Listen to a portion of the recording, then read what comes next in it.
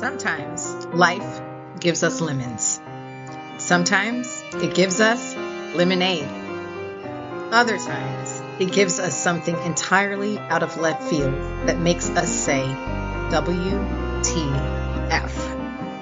But no matter what obstacles come, there is most often a way out on the other side, and we are once again victorious.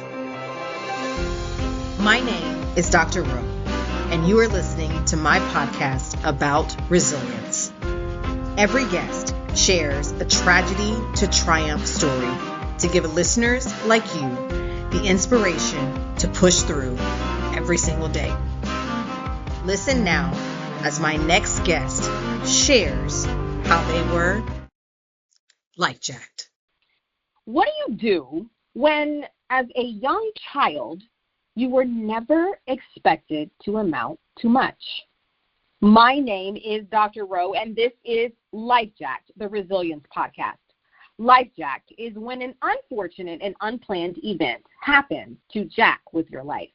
My guest for this week, Jane Boulware, has an incredible story of determination, even when there was no extraordinary plan for her future. She was expected to get married, make babies, and stay on the good side of the church and the law, in that order. She left for college without her parents even knowing she was gone. She paid her way through college by selling used carpeting. Unwilling to let circumstances, fear, or others define her, Jane was penniless and married at 20, earned an MBA at 24, saw the ocean at 25, commuted to South America each week at 31, brought 2 sons into the world by 35, was a millionaire at 37, and one of the top 10 women at Microsoft at 40 years old. By 52, Jane had launched not one, but 3 billion-dollar businesses, been VP of the largest merger in the history of the United States, forged global alliances, won many awards, and ultimately is leaving a legacy of strong leaders in her wake. Hi, Jane. Welcome. Thank you so much for being a guest on my show. How are you? I am awesome, and thanks, Dr. Rowe, for having me on your show. I think it's going to be a great conversation. I love the name of your podcast. Thank you so much. Thank you so much. You know, it's a funny thing about resilience. Of course, we all have different levels of it. And so some of us have things that happen to us and they really throw us for a loop. And even the minor things can throw us for a loop. And then sometimes some of us are going through some really catastrophic things. But all in all, it's a skill set. It's a talent, that you have to learn and build. And even though we're born with just a little of it, but you can fine tune it. So now I want to jump into your story. You were, or you are, because you're still here, so you are the 4th child in your family, and you all grew up in a 1-bedroom house. I mean, that must have been one hell of a bathroom schedule, because I'm assuming if you had it's a 1-bedroom house, and it's probably 1 bathroom, or the bathroom is probably outside in the outhouse, right? So please share your upbringing with the listeners. Yeah, I'm proud to be from Carroll, Iowa. I'm grateful for the family I have. Where I grew up, 5 kids, because I was 4 or 5, was considered a smallish family. My mom was one of 10, and my best friend was one of 14. So, there was only 7 of us. And, we had, a half bath upstairs, or bath and a half upstairs, and then they had, a pipe in the basement that you could take a shower. But I didn't know what we didn't have, because all the families I knew were in the same or similar boats. And, we had found or created what we needed. And my mom was brilliant at making the old like new again. I mean, she believed anything could be like new with enough starch. And even plastic bags had 9 lives. You'd wear them as socks in your boots to keep the water out after they wouldn't hold anything more.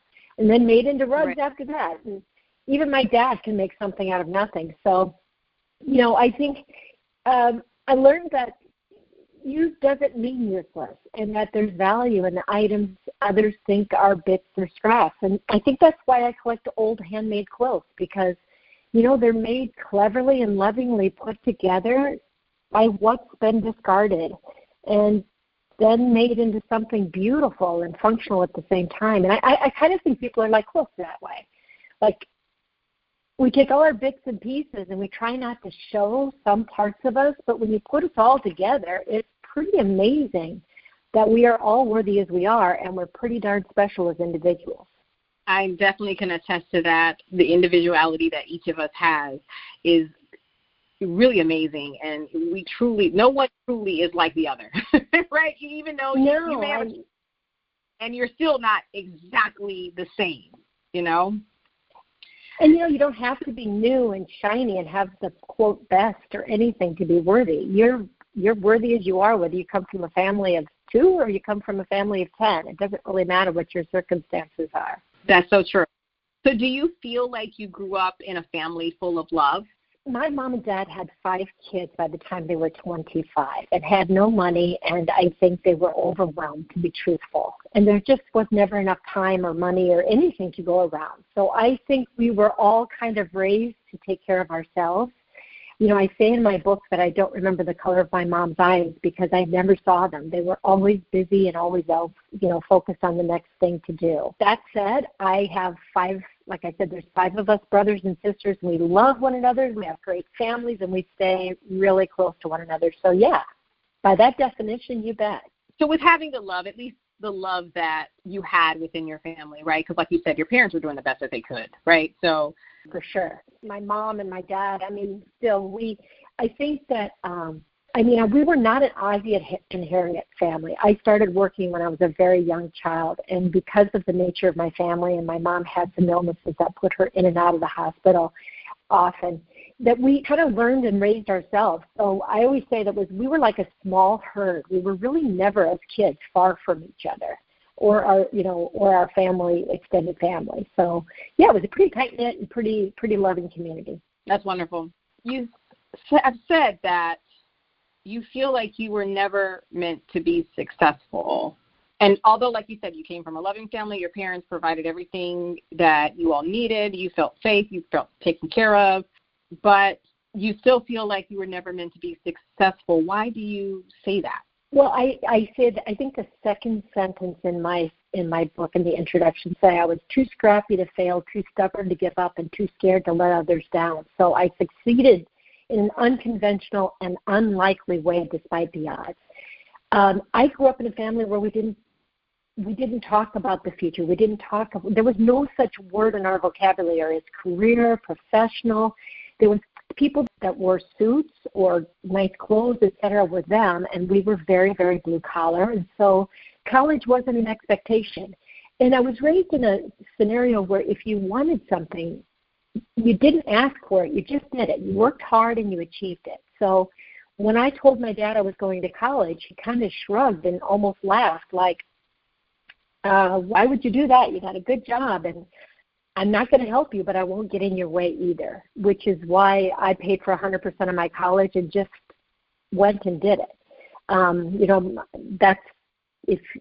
That's what I mean when I say I was never meant to be successful. I literally was raised to stay on the good side of the church and the law, and that's about it. It's interesting that our families, many of us grew up in families where, it's not exactly a toxic environment, right? But like you said, you just don't talk about the future. You just don't talk about, what could be or dreams, or it's like, no, you work hard and think about the here and now, and we just survive with what we have.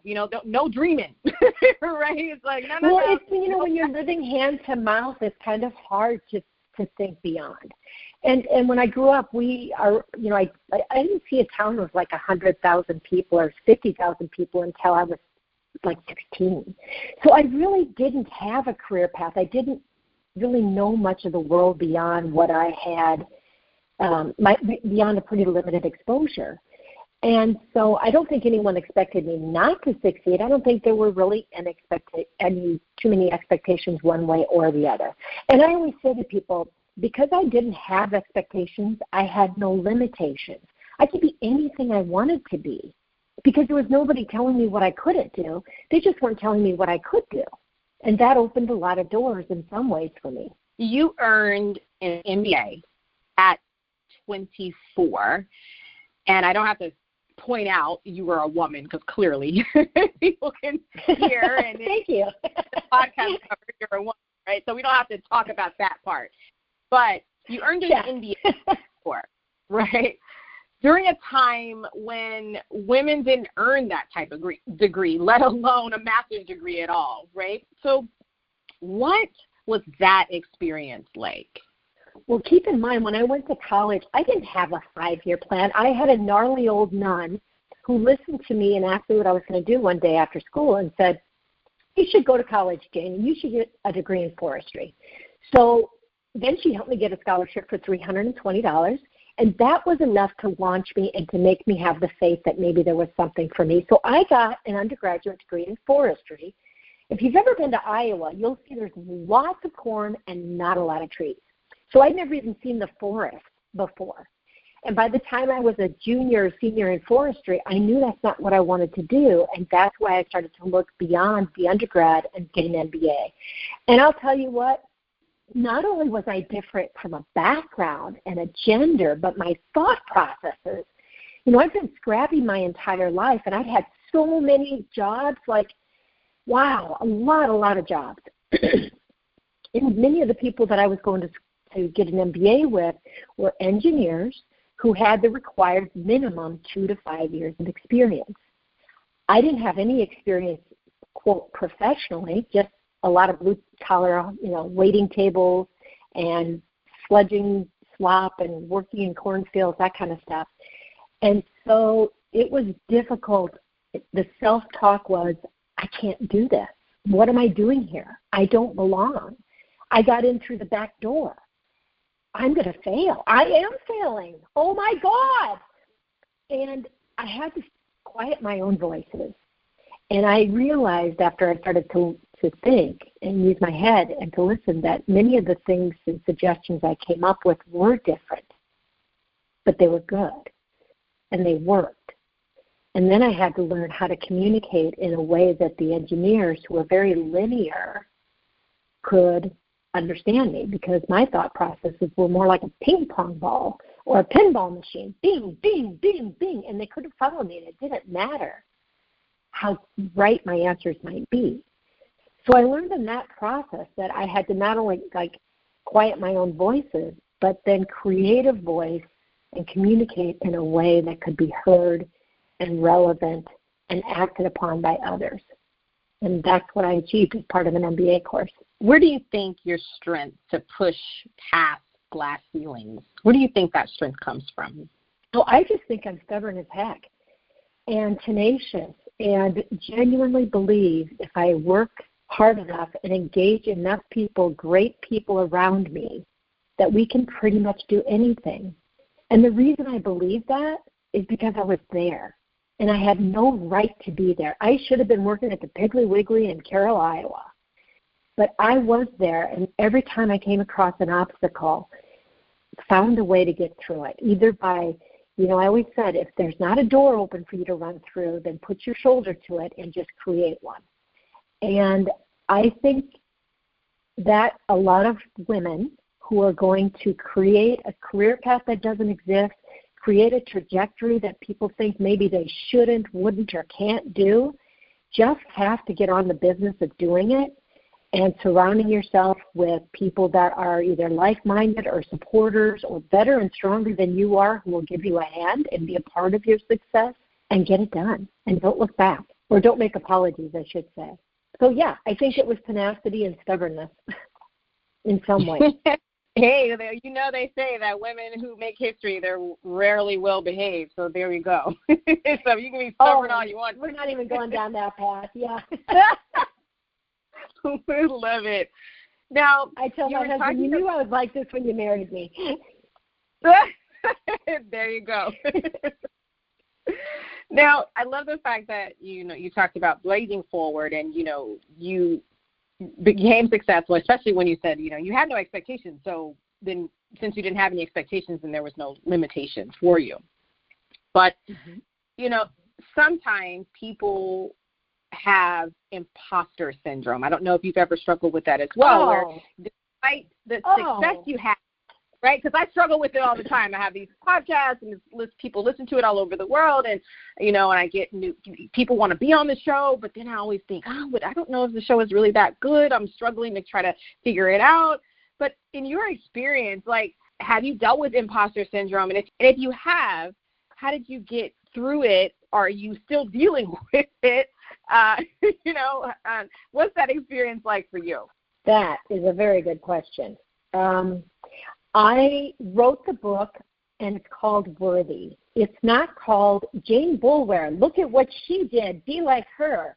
It's not called Jane Boulware, 5 Steps to Get to the Corner Office. It's not a how-to book. It's not even a self-help book. It's a book that is written because I had imposter syndrome.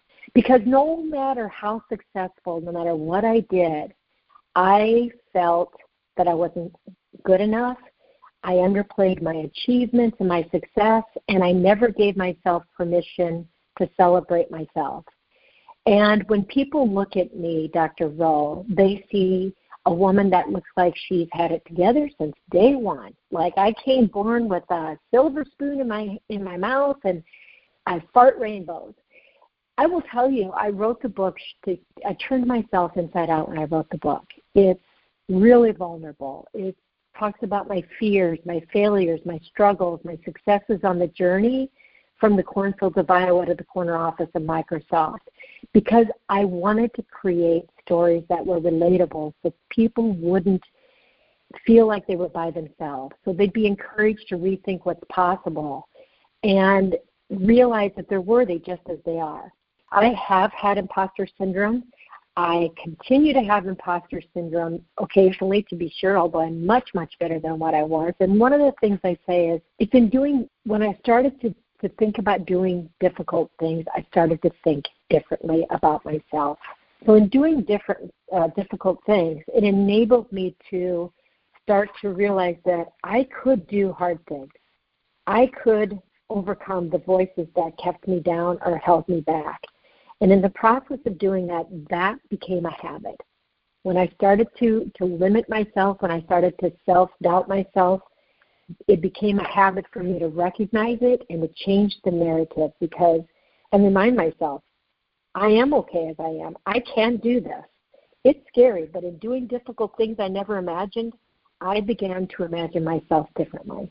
I hate it when people say they're fearless, or Jane, you're so fearless. I used to think that was cool. And I don't anymore. I don't want to be fearless. I am a fraud when I say I'm fearless. I'm not. I'm afraid, but it just means I'm stretching and growing, and that's okay. I think sometimes the fear, we need it, right? Because if you are not scared or you are essentially fearless, right, then you become complacent sometimes, and things become routine. Yeah. And you don't push past the risk, right? If you're not scared, because that's what a risk is. You take a risk because you're scared of whatever the result could be. So it's almost like we need the fear. 100%. And, I always ask myself, am I afraid because I'm literally in danger? And sometimes in my career, I was literally in danger working in South America and other places.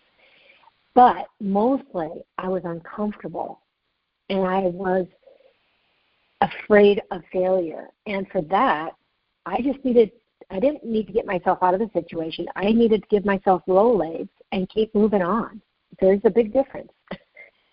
Now, you were a part of one of the all-time influential companies in the technology age, Microsoft. Mm-hmm. Yes. You made it all the way to C-suite. So what was that experience like? I mean, I know you had a long career, amazing career, but, if you could sum it up for us, what was that experience like? Oh, my God. I was breathing rare air. I mean, I was talking with the Bill Gates and the Steve Ballmers and the people who were literally influencing an entire industry and billions of people and how they worked and computed and interacted. It was so, I can't tell you, Dr. Walt, it was so inconceivable versus the Jane Boulware growing up in Carroll, Iowa. But at the same time, Microsoft culture was very, very difficult. I mean, they took pride in eating their young. So coming in as a woman from the outside, it was very, very difficult to fit in. It was very difficult to be heard, to be accepted, to be respected, to be a person of impact. I worked really hard for that. But it was incredible, and it was heady. And the things we did blew my mind. Didn't even know they existed. Didn't even know a world like that existed, but it does. Now, you mentioned just a moment ago, like, you know, you're as a woman and being there and trying to be heard. And so I do want to find that out. Like, women, sometimes we are seen as if we're in the room and they are aware that we are a different gender. that's about as much. Maybe our style of dress may have been a little bit, you know, more flashy and fashionable. But do you feel like you struggled to be heard, or do you feel like you were absolutely supported while you were there's a there? Very big difference between being heard and being supported. Trust me when I say I was heard. There's no way you get to the C-suite from where I started to where I was without making your voice heard and having had a track record of accomplishment. There's a difference between being heard and being listened to and being respected and being a person who can influence and impact outcomes. And in that regard, it was very difficult because I was an outsider and a woman, and I struggled to make that happen. And the way I did it, frankly, didn't work for me. I did it by trying to fit in and change who I was, change the clothing I wear, change the way I talk, change the way I lead, change everything about what had gotten me to the C-suite so that I could be one of the group, the clique. And it didn't work. Even if it had worked, it would have made, I was not happy. I was not comfortable in my own skin. And it was only when I chose to make an alternate, to make a very difficult choice at Microsoft and do my own thing and do it in a way that was authentic to me at the expense of a title, that I started to see and make traction and be the person that I was proud of being, because I raised other people up along the way and was someone that rocked the boat. I love that. I love rocking the boat, so long as it's in the boat's headed in the right direction. Yes, rocking the boat can be quite the most fun activity. That's for sure. Yeah. Well, you're not going to get as a woman somewhere with by being a wallflower. It's not going to happen. You have to take risks. You have to put yourself out there. No, absolutely. So as more and more women are putting themselves out there, making it to C-suite positions, leading companies, starting companies, and I mean powerhouse companies, right? Not just, I just have a little hobby that I just started out of my house, right? No, we were talking Spanx and all these other companies out there that run by women, Kendra Scott, I mean, just amazing women, right? So within leadership and supporting women in leadership, because especially leadership most times is reserved for the male. Like, you know, even I remember in education, because that's the field that I come from, most times you have a lot of women who are teachers, but then there were men who were the principals, right, who were the superintendents. And now we have more women that are becoming superintendents. But it seems like leadership is reserved for males. So as more women go into C-suite positions and leadership positions, how do you think, what is the best way we can support each other as women? Because we have to lead like women. We can't lead like men because we're not men, right? And we need to make it safe for us to lead like women. So how can we best support each other? That is a great question, Dr. Rowe. I think it begins with first claiming your own worth, claiming your own successes, owning who you are and being confident and comfortable in knowing in your own skin and knowing what your strengths are, your weaknesses are, and not trying to feel as though you have to know everything, because you don't. And that is the strength of women, is to be able to cultivate the strengths of other people and recognize that. I think women do themselves a huge disservice when they dismiss or downplay their success and achievements and give success. It's part of the way we were raised. There are two studies, one by the Harvard Business School and another done by the McKinsey Group, that show that women typically in a woman that outperforms a man, she will self-rate herself up to 14% less than the man. So not only does she not self-promote herself, she demotes herself. The second study shows that women wait until they feel they are ready for a promotion and then don't ask for it and they wait for it, whereas men not only ask for promotions they're not prepared for and aren't ready as ready for as others, they expect it. And so you know how it is. They get it. So I would argue for many women that, and so I would suggest, stand up, show up, and lift up yourself and others. Literally, if you don't show up, you're never going to get the role. If you don't stand up for your achievements and for the role that you want and for yourself, you won't get it. And if you do so, then lift up others. If you lift up others, you will create those around you, whether it's your direct team or just other influencers, etc., that will help lift you and create a current for one another. Because victory isn't reaching the top. It's helping others ascend. I love that. Victory is not reaching the top. It's helping others ascend. I absolutely love that. Now, you've been talking about your book. You've mentioned your book a few times throughout this conversation, so I definitely want to talk about your book, Worthy. And it's an incredible book about your life journey, your ebbs and flows of your life. There are a couple of times that you've been life-jacked yourself and then bounced back, right? Yeah. Yes. What was your inspiration to write this book? Well, as I said, I really wanted to encourage women to overcome the circumstances and the people. And, often ourselves that limit us and tell us what we shouldn't, won't, or can't do. And I wanted Worthy to inspire and encourage people to rethink what's possible so that they're not limiting themselves. And so my stories, it's an unusual memoir. I never intended to write a book, much less a memoir, because it's very personal. It's a collection of stories. And the stories are relatable. The stories are stories of my fears, my failures, my struggles, my successes along the journey. And my hope is that in reading it, women, people of color, anyone, men say they relate to it, won't think that success is something for other people, that they aren't able.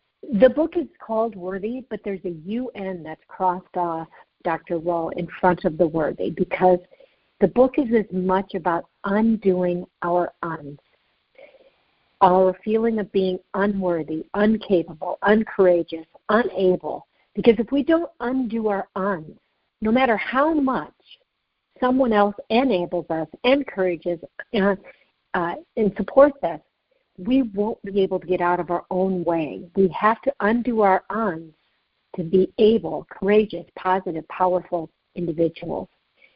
And I wrote the book as an example of the ways that I overcame my circumstances and limitations, and frankly, some of which I did well and some of which I did not well.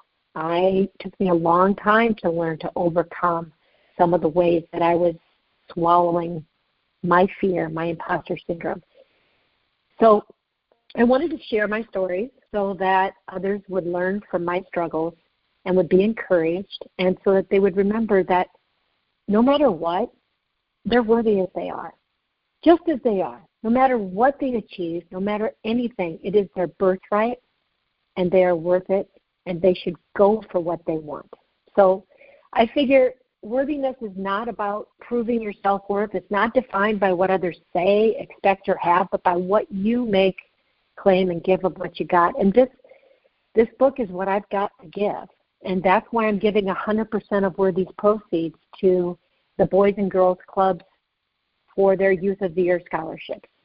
Because I got a scholarship when I was in high school that enabled me to go to college, and I'm donating all of my proceeds, every penny of it, to provide scholarships for kids at the Boys and Girls Clubs so they might have the future as well. Wow, that's simply remarkable and amazing, Jane.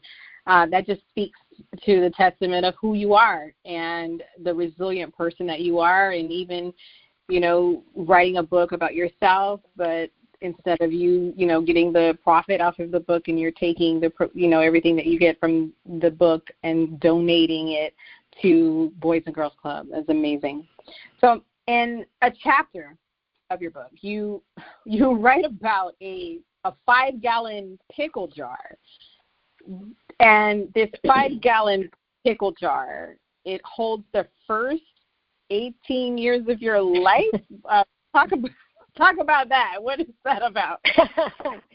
Well, I think we've already talked about the fact that I grew up in a pretty modest family. I'm a family of modest means. And each one of us 5 children got a 5-gallon white pickle bucket. It came from Max Cafe, and it held a shit ton of pickles, a bunch of pickles. And my mom would take that pickle bucket, and she scribbled my name, Jane, right along the white belly, and she shoved it under the rafters of the house. And that was my precious thing.